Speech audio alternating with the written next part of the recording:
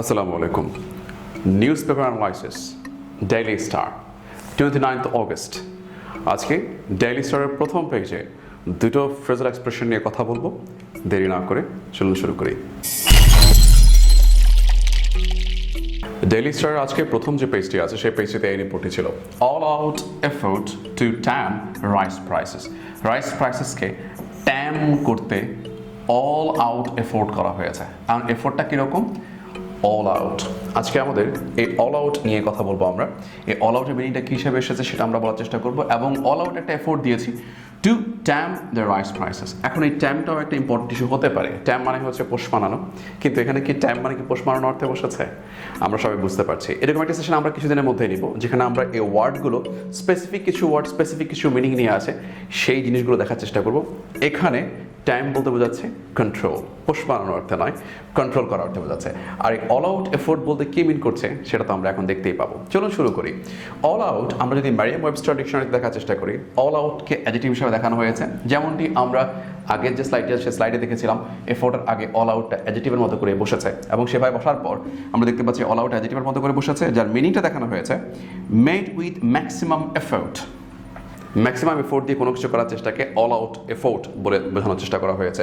সর্বোচ্চ এফোর্ট দিয়ে, সবচেয়ে বেশি চেষ্টার মাধ্যমে যেটি করা হয় সেটাকে আমরা বলা হচ্ছে অল আউট। এখন একটা এক্সাম্পল আমরা এখানে দেখতে পাচ্ছি, বাট আমরা সাইকোলজিক্যালি অল আউট বলতে একটু যদি চিন্তা করি তাহলে আমাদের যে ক্রিকেটীয় একটা জ্ঞান আগে থেকে আমাদেরকে বাধাগ্রস্ত করে। অল আউট মানে হচ্ছে সবাই আউট হয়ে যাওয়া, বাট এখানেও একটা বিষয় আছে। অল আউট মানে হচ্ছে সর্বশক্তিতে সবাই আউট হয়ে গিয়েও যে চেষ্টাটা করা সেটাকে অল আউট হিসেবে আপনি ধরে নিতে পারেন। কিন্তু অল আউটটা সবাই আউট হয়ে যাওয়ার কারণে নেগেটিভ একটা অ্যাসপেক্ট আমাদের মধ্যে রয়েছে ক্রিকেটীয় সেন্সের মধ্যে। কিন্তু এই অল আউট অ্যাকচুয়াল মিনিংটা হচ্ছে প্রাণপণে সর্বোচ্চ চেষ্টা করে, যদি এটা আমরা বলি তাকে অল আউট মিন করে। এখানে দেখুন, an all out effort to win the contest. কন্টেস্টটাকে উইন করার জন্য, জয়ী হওয়ার জন্য অল আউট এফোর্ট, সর্বোচ্চ চেষ্টার কথা বলা হয়েছে।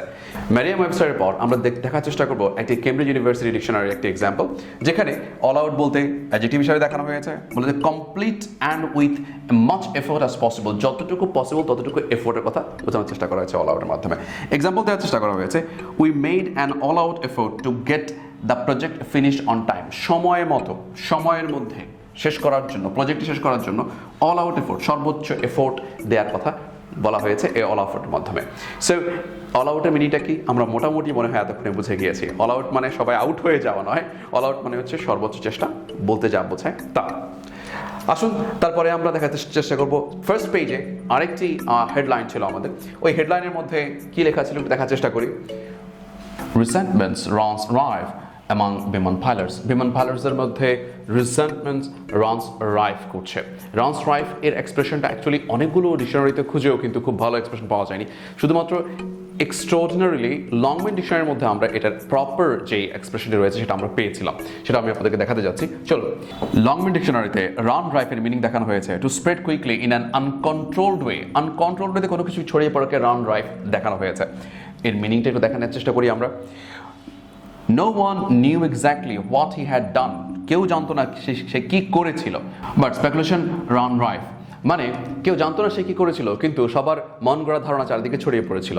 তার মানে কোনো কিছু দ্রুত ছড়িয়ে পড়া অর্থে রান রাইফ এর মিনিং দেওয়া হয়েছে। তাহলে এক্স্যাক্টলি আমরা যে সেন্টেন্সটা নিয়ে কথা বলেছিলাম, যে হেডলাইন নিয়ে কথা বলেছিলাম, রিজেন্টমেন্ট, ক্ষোভ ছড়িয়ে পড়ছিল, রানস রাইফ ছড়িয়ে পড়ে চারদিকে অ্যামং দ্য বিমান পাইলটের মাঝে খুব ছড়িয়ে পড়ছে।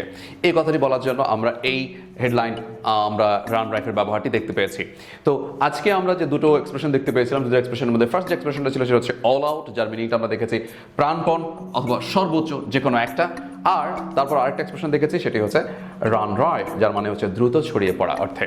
সো এই অল আউটের মতো, এই রান রাইফের মতো যে এক্সপ্রেশনগুলো রয়েছে, these expressions may run right into our heart, into our practice culture. আমাদের প্র্যাকটিস কালচার এগুলো দ্রুত ছড়িয়ে পড়ুক এবং সেই প্রত্যাশা রেখে আমাদের এই ভিডিওগুলো আপনারা দেখছেন, শেয়ার করছেন, আপনাদেরকে মন থেকে ধন্যবাদ জানিয়ে লার্নিং উইথ শাহান নামে ইউটিউব যে চ্যানেলটি রয়েছে সেটিকে আপনারা সাবস্ক্রাইব করুন এবং ফেসবুক যে পেজটি রয়েছে সেটি আপনারা ফলো করুন।